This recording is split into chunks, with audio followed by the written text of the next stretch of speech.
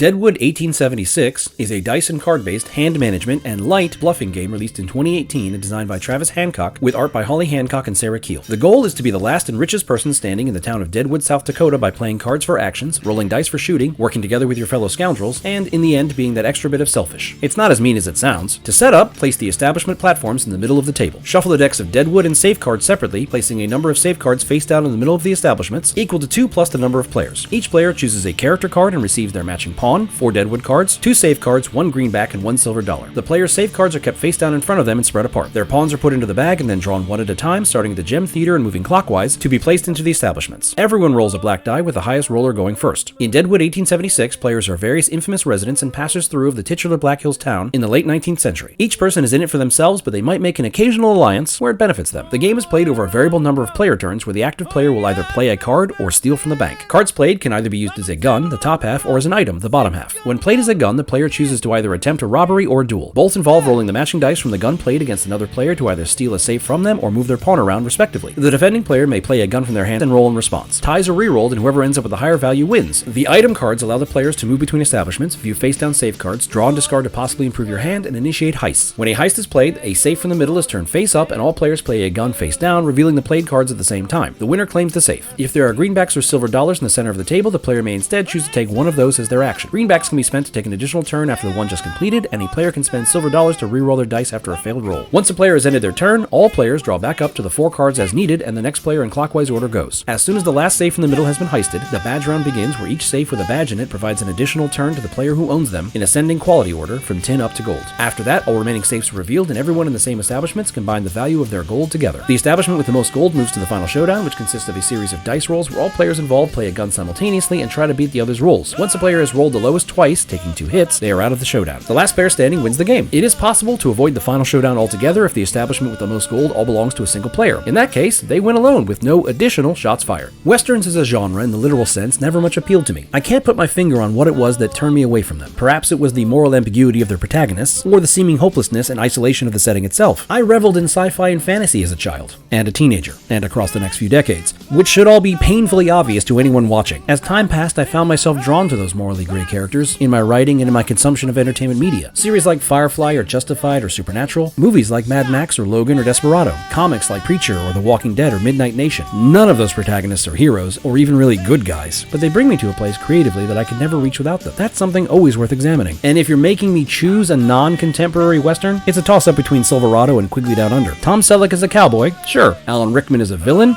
I'm always game.